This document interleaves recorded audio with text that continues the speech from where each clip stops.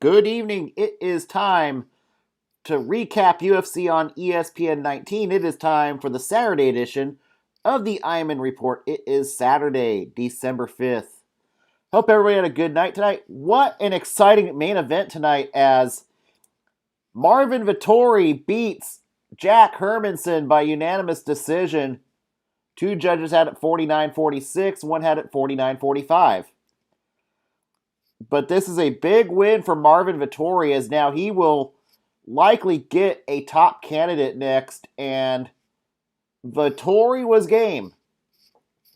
Marvin Vettori was game for number 4 Jack Hermanson. This is also a good win for the country of Italy. Italy does not have a lot of MMA fighters, and now Vettori could be on the verge of a title shot after beating Jack Hermanson. The bad news is, though, that Vettori has a loss against Israel Adesanya. That's the bad news. The good news is for Vettori is that Adesanya is likely going to fight his next fight at 205 against Jan Blachowicz. And then look to angle a fight against John Jones at 205. So there's at least the potential for an interim bout sometime in 2021 for the interim 185 belt. This is where Robert Whittaker comes in the equation. Whittaker already has a loss to Israel Adesanya. If Adesanya does win the belt at 205, does Adesanya come back down to 185 to rematch Whittaker?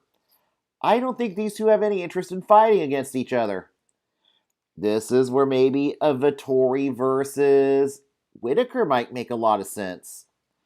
Maybe you put Vettori and Whittaker for maybe a vacant belt, an interim belt. That's an option you could put for Marvin Vettori, is Robert Whittaker. I think this would be a fun fight between Vettori and Whittaker.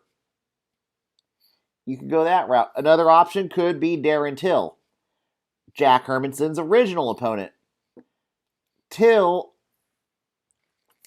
is a very good fighter, and Till would be another good test for Marvin Vettori. But after tonight, Marvin Vettori is a top 5 UFC fighter at 185. The first top fighter for the country of Italy. As for Jack Hermanson, this is probably not that bad of a loss. As for Vettori, this is a signature win for Marvin Vettori. This is his best win in the UFC. He is now 16-4-1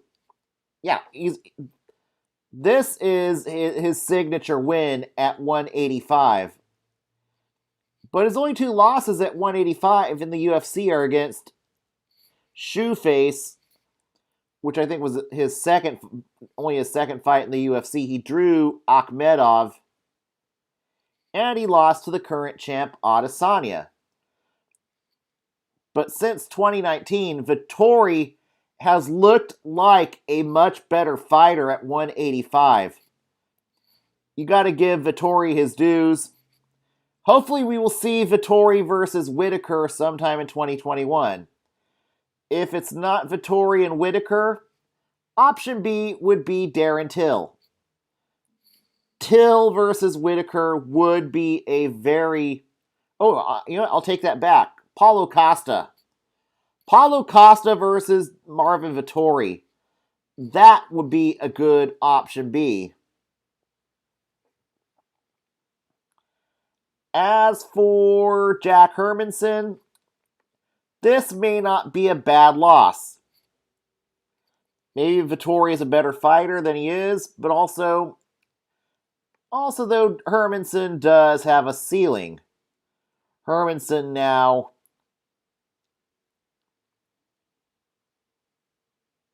Hermanson's 1-2 in his last 3 fights. He's lost to Cannonier, and he's lost to Vettori. His only win in the last 3 fights is Kelvin Gastelum. Gastelum not in great spirits either.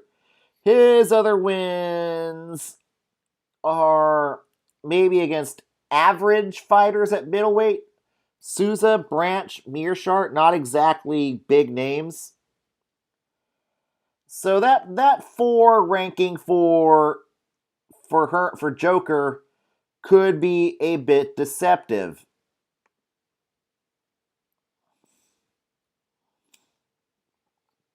But I think you do just rebook Darren Till and Jack Hermanson.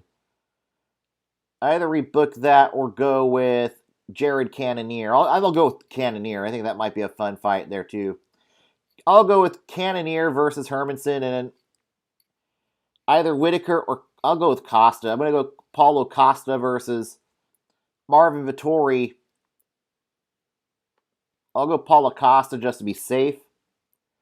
Those are the 2 fights that should be made, but congratulations to Italy. You finally have a top contender in the UFC in Marvin Vettori. In the co-main event, Jamal Hill beats Ovin St. Preux via TKO. Hill is proven he is a top 15 fighter. Hill will likely have a ranking next to his name. Jamal Hill might be the next bright prospect at 205. And he is definitely going to get rewarded with another top 15 fighter. I think a couple options are Paul Craig. Paul Craig would be a very fun fight. Paul Craig coming off a big win against Shogun, and Paul Craig has been an improving fighter in the last few fights. Or another young up-and-coming fighter who's in the rankings, Jimmy Crute. And I'm going to go with Jimmy Crute. Jimmy Crute and Jamal Hill could be fireworks. That would be a very entertaining fight between 2 up-and-coming prospects at 205 between Hill and Crute. And the winner and the victor could get himself a top 10 fighter. So I think Jamal Hill versus Jimmy Crute fits the bill. As for Ovin St. Preux, he is what he is. He is a gatekeeper. He's a good gatekeeper, but a gatekeeper who's not going to ever win a title.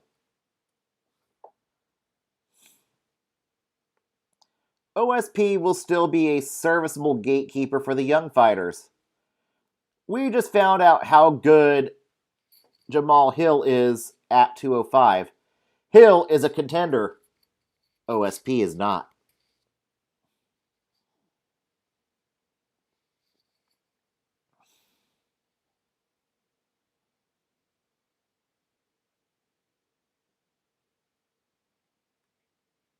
What should be next for OSP?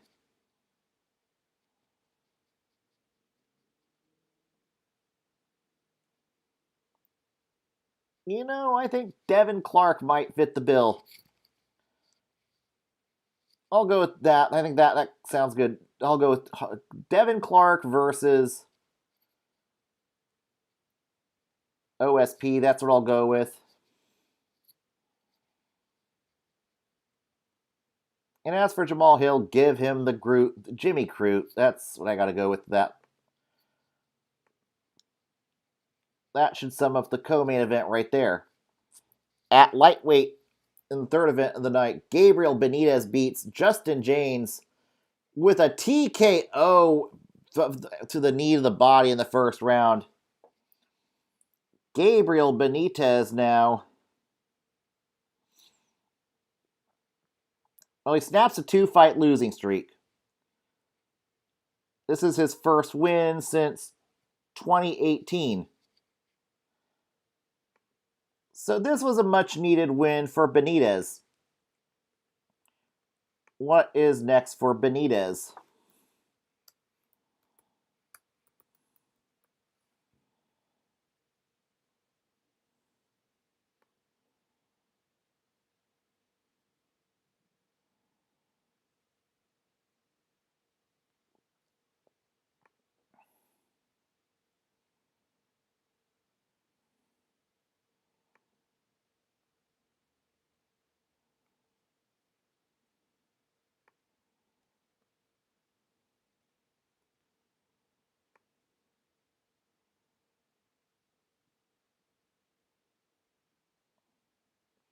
I say Don Madge. I'll go with Don Madge. That's 71 versus 75. I'll go with that. Don Madge, 71 according to Tapology. Benitez, 75 according to Tapology. I haven't seen Don Madge fight in a while, so it's time for Don Madge to get a fight in. As for Justin James, this is two losses in a row. And now 1-2 in the UFC. Not exactly a great spot to be.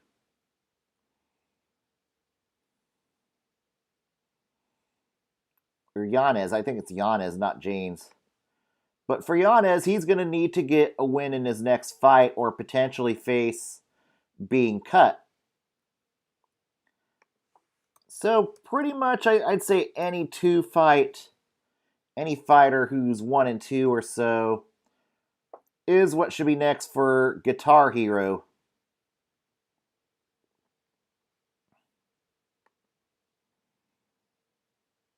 And I'll go with that. Just any two fight.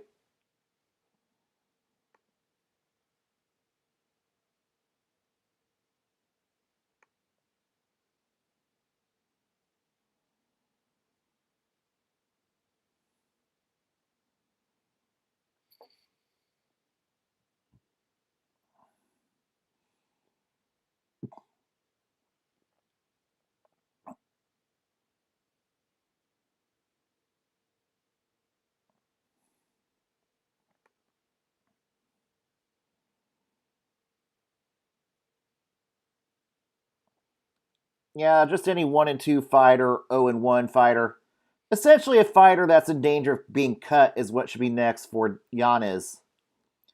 In the fight before that, at light heavyweight, Roman Dolidze beats John Allen via split decision 29-28, 30-27, and yes, Chris Lee does it again and drinks his Pepsi and decides it for John Allen.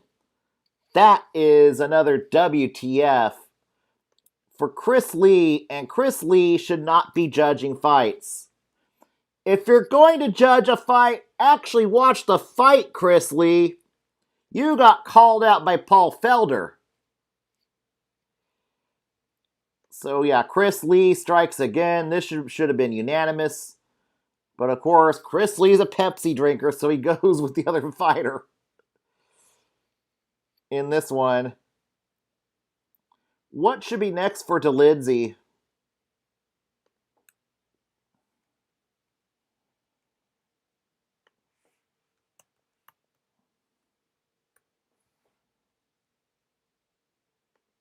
Roman Dolidze 8-0 in the UFC, so 8-0 as a fighter at 39, now 39th ranked according to Tapology. As for Dolidze, though, he is not a spring chicken either.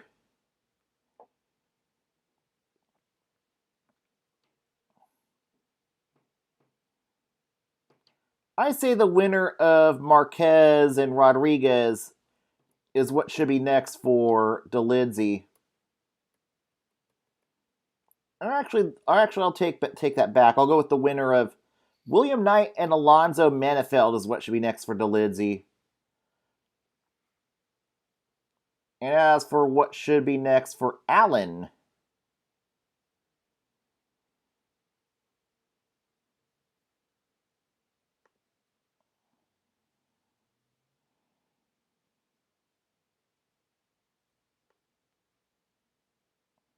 John Allen 0-1, so he is likely going to get a debutante next. 1-1. He did have a no contest against Mike Rodriguez. And in the first fight of the night, Jordan Leavitt slams Matt Wyman for a knockout, which likely is going to end the career of Matt Wyman. That was just a sad sight to see. Not on Levitt's end, but poor Wyman. He's got to give it up after this fight. He does. At least he did not have to get stretchered out of the octagon. That was the saving grace. But Matt Wyman simply just doesn't have it anymore. Either retire or Dana White is going to cut you. Those are your two options. And I don't think any other promotion is going to want you. So please, for the sake of God, retire Matt Wyman. But as for Jordan Levitt, what should be next for Levitt?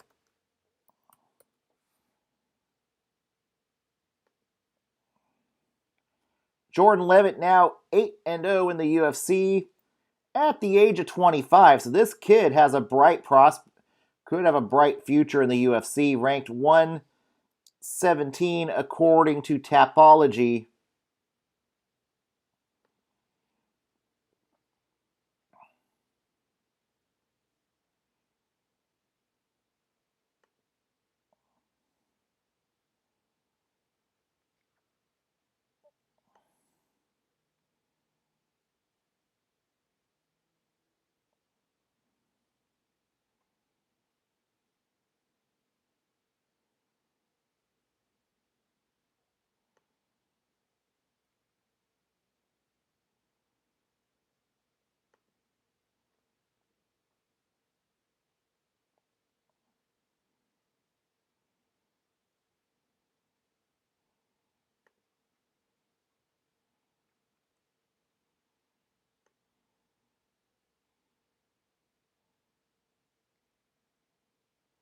I say what's next for Levitt should be Charles Rosa.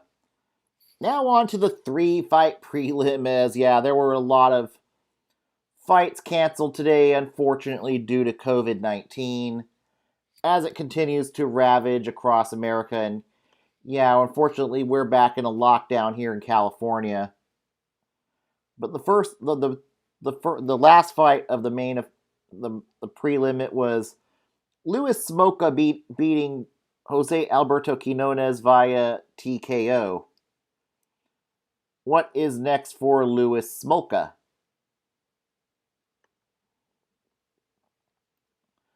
Unfortunately, in this fight, Smolka did lose some of his purse for not making weight.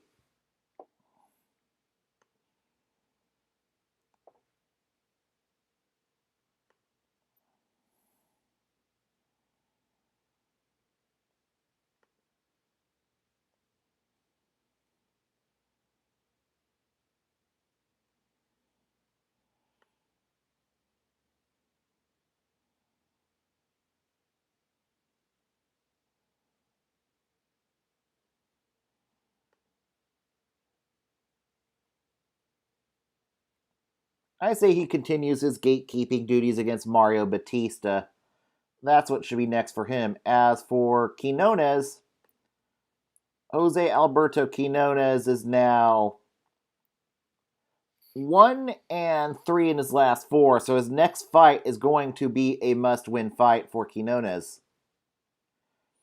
Quinones will probably need a step down in competition after this loss.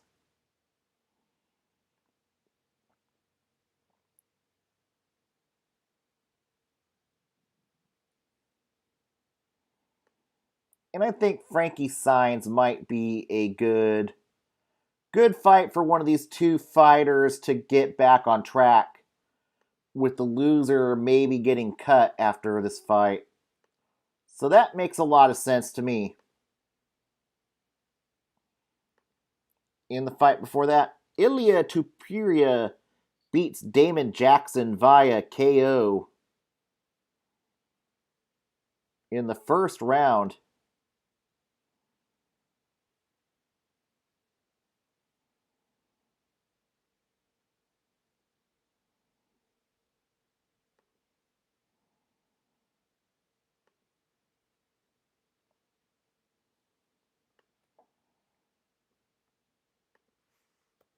What should be next for Topuria?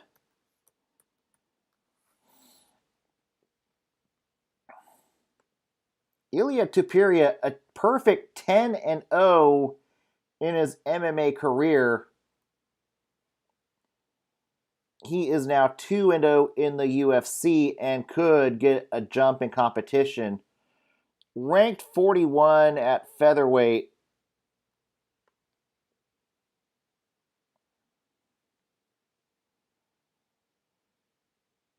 I say give him the winner of Grundy and Lentz.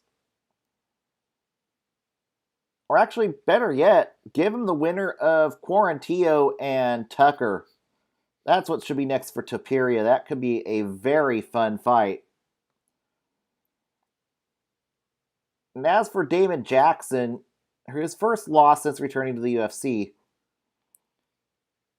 So that shouldn't hurt him too terribly bad. I say give him the loser of Pineda and Swanson. We'll go with that.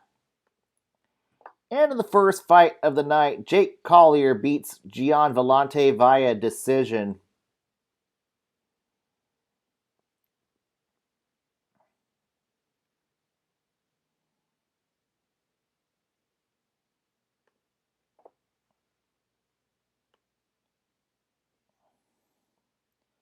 What should be next for Jake Collier?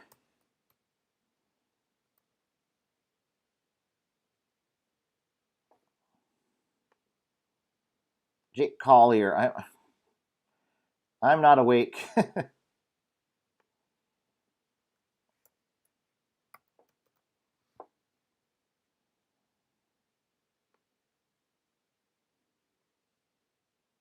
Jake Collier now 12-5 in the UFC.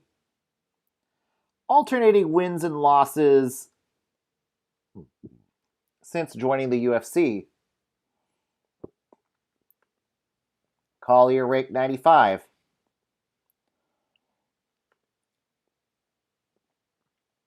So he is pretty much who he is.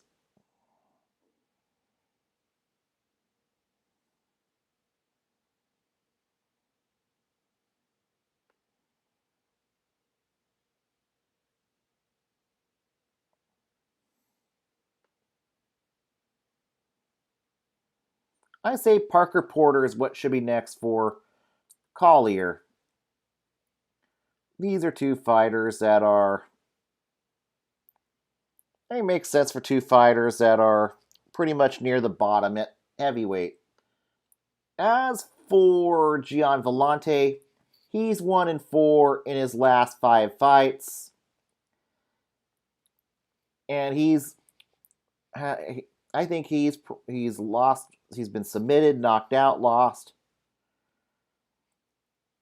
Villante's pretty much finished in the UFC. I think he needs to retire or be cut. His career is finished. Bye. Goodbye. Don't let the door hit you on the way out, Gian Villante. So yeah, Gian Villante should be cut. And that'll conclude it for this edition of the Iman Report. Next week it's on to UFC 256. As the flyweights will make a quick turnaround to headline UFC 256. You'll have Davison Figueiredo against Brandon Moreno. Other entertaining fights include Tony Ferguson against Charles Oliveira, Renato Moicano against Rafael Fiziev. Fiziev, a very bright prospect at the 155 division, getting a big name in Moicano. Fiziev's only loss is to Mustafayev. So we shall see how Fiziev handles this big step up. Kevin Holland against Jacare Souza. This could be a big opportunity for Kevin Holland to get a big win at the 185 division. Junior Dos Santos against Cyril Gagne. Cub Swanson against Daniel Pineda. And then even on the early prelim, you've got Gavin Tucker versus Billy Quarantillo. This should be a very entertaining pay-per-view card.